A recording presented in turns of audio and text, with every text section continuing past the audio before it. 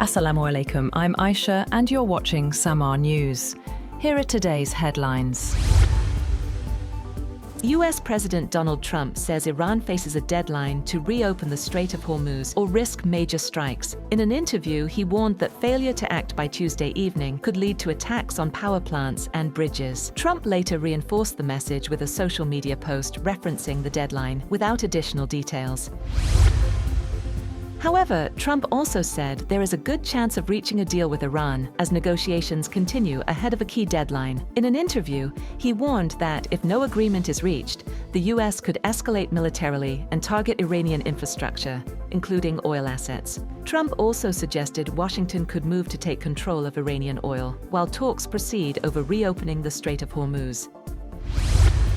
On the other hand, Iran says it will respond in kind to any attacks on its infrastructure, warning of retaliation against US-linked targets. Foreign Ministry spokesman Esmail Baghaei said Tehran's response would mirror any aggression as tensions rise. The warning follows a deadline set President Trump to reopen the Strait of Hormuz. Iran has condemned such threats as violations of international law, signaling a further escalation in the conflict. Iran has rejected US President Donald Trump's 48-hour ultimatum to reopen the Strait of Hormuz, warning that further aggression could turn the region into hell. A spokesman for the Revolutionary Guard's Khatam al-Anbiya central headquarters said, "The illusion of defeating the Islamic Republic has already become a quagmire and will now sink into it." Despite the ultimatum, attacks on Iranian nuclear and energy facilities continued, raising concerns over potential radiation risks and regional destabilization. Trump reiterated on social media that Iran must make a deal or open the Hormuz Strait. Likewise, Iran's parliament speaker Mohammad Bakr Kalibaf has warned the region is going to burn, as he accused President Trump of escalating tensions and following Netanyahu's commands. In a social media post, Kalibaf said the only solution was to respect the rights of the Iranian people and end this dangerous game.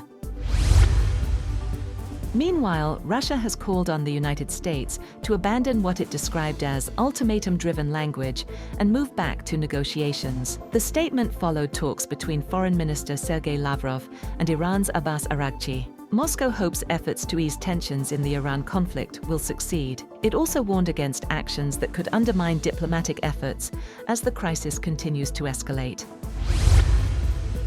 Egypt says it has held diplomatic calls with US envoy Steve Witkoff and key regional counterparts to discuss de-escalation proposals. Foreign Minister Badr Abdelati also spoke with Iran's Foreign Minister Abbas Araghchi as part of efforts to reduce tensions. Egypt, along with Turkey and Pakistan, is playing an active role in mediating the crisis and exploring ways to reopen the Strait of Hormuz.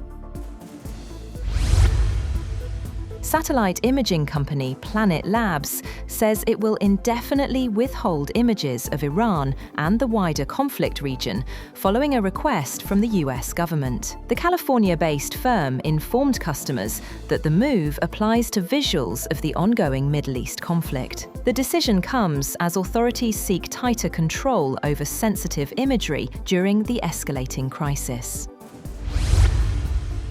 Israeli Prime Minister Benjamin Netanyahu says Israel will continue its campaign against what he described as Iran's military infrastructure. Netanyahu claimed Israeli forces have already destroyed a significant portion of Iran's steel production capacity and have now targeted petrochemical facilities. He vowed that operations will continue, expressing confidence in further action in the days ahead. At least 11 people were killed in two separate Israeli airstrikes in Lebanon on Easter Sunday. According to Lebanon's health ministry, an Israeli airstrike on Fahata killed 7 people, including a child. Another strike in Beirut killed 4 and injured dozens as attacks hit multiple areas of the capital. The strikes followed evacuation warnings and came as Lebanon marked Easter, turning it into one of the deadliest days since the conflict began. and 2 merchant vessels have recovered bodies and rescued survivors from a migrant boat off the coast of Italy, with dozens feared dead. Rescue groups say 32 people survived, while 2 bodies were recovered after the boat capsized during a crossing from Libya. Survivors reported that 71 others are missing at sea, making it one of the deadliest incidents in recent weeks. The victims were taken to Lampedusa as dangerous conditions continue to plague migrant routes across the Mediterranean. That's all for now. For more updates, visit www.samaa.tv. Thank you for watching Samaa News.